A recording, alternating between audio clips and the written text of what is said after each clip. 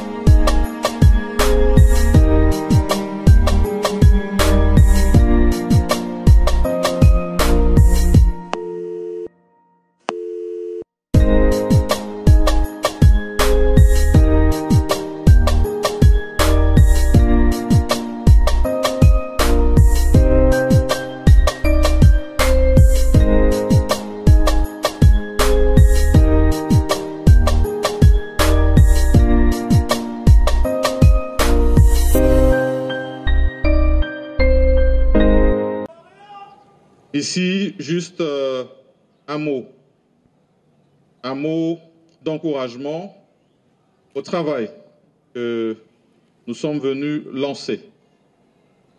Comme vous le savez, la fonction publique a été élevée selon la volonté de son Excellence Monsieur le Président de la République en vice-primature, et le vice-premier ministre de la fonction publique l'a mentionné. Mais nous avons voulu lui donner d'autres missions, des missions plus précises, notamment celle de la modernisation de la fonction publique. Mais comment arriver ou comment parler de modernisation si on ne parle pas de numérisation, si on ne parle pas de digitalisation? Et donc, ici, une matérialisation de ce vœu, tel qu'inscrit dans notre programme du gouvernement. Et je voudrais féliciter non seulement tous les agents qui ont participé à ce travail participatif, qui demande l'adhésion de tous pour que nous puissions réussir. Je voudrais vous remercier, vous les agents publics, qui permettez que nous puissions accomplir cette mission. Et je vais aussi, au-delà de ça, remercier. Ici, juste un mot d'encouragement au travail que nous sommes venus lancer. Comme vous le savez, la fonction publique a été élevée selon la volonté de son Excellence Monsieur le Président de la République en vice-primature, et le vice-premier ministre de la fonction publique l'a mentionné. Mais nous avons voulu lui donner d'autres missions, des missions plus précises, notamment celle de la modernisation de la fonction publique. Mais comment arriver ou comment parler de modernisation si on ne parle pas de numérisation, si on ne parle pas de digitalisation? Et donc, ici, une matérialisation de ce vœu, tel qu'inscrit dans notre programme du gouvernement. Et je voudrais féliciter non seulement tous les agents qui ont participé à ce travail participatif, qui demande l'adhésion de tous pour que nous puissions réussir. Je voudrais vous remercier, vous les agents publics, qui permettez que nous puissions accomplir cette mission. Et je vais aussi, au-delà de ça, remercier et féliciter, au-delà de tous les agents que je viens de saluer, Monsieur le vice-premier ministre et ministre de la fonction publique, pour cette matérialisation. Ce travail qui devra se poursuivre en province pour être finalisé va permettre une meilleure gestion, comme cela a été annoncé, de notre administration publique. Ne l'oublions pas, toute la structure de l'État repose sur vous. C'est vous, la sève de cet arbre qu'est l'administration de la République démocratique du Congo. Et nous devons nous appuyer sur vous, non seulement, mais surtout de votre gestion. Et par-delà, bien sûr, comme vous le savez, dans tout le processus de numérisation et de digitalisation, il y aura, au bout du compte, de ce numéro unique, cet identifiant unique que nous voulons, cette mutualisation qui se poursuivra. Donc ici, je voudrais encore féliciter le travail qui a été fait, encourager à ce qu'il puisse se poursuivre et finalement être bouclé. Ça permettra aussi de faire des épargnes. Au-delà de ça, remercier et féliciter, au-delà de tous les agents que je viens de saluer, Monsieur le vice-premier ministre et ministre de la fonction publique, pour cette matérialisation.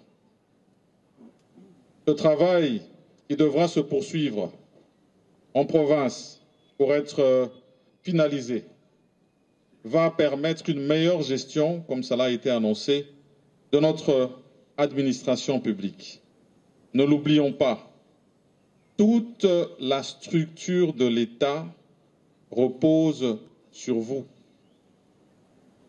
C'est vous, la sève de cet arbre qu'est l'administration de la République démocratique du Congo. Et nous devons nous appuyer sur vous, non seulement, mais surtout de votre gestion. Et par-delà, bien sûr, comme vous le savez, dans tout le processus de numérisation et de digitalisation, il y aura, au bout du compte, de ce numéro unique, cet identifiant unique que nous voulons, cette mutualisation qui se poursuivra. Donc ici, je voudrais encore féliciter le travail qui a été fait, encourager à ce qu'il puisse se poursuivre et finalement être bouclé. Ça permettra aussi de faire des épargnes.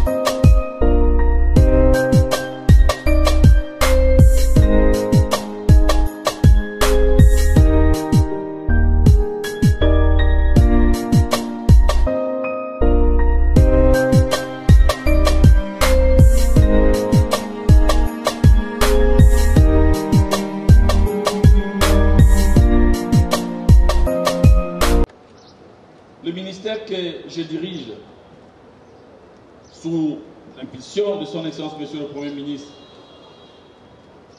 est résolument engagé à remettre l'administration publique sur le rail de la modernité, de l'innovation et du redressement, en lui réservant une thérapeutique de choc, laquelle doit nécessairement passer par une maîtrise complète et effective des effectifs de l'administration publique, suivant les 3 volets ci-après: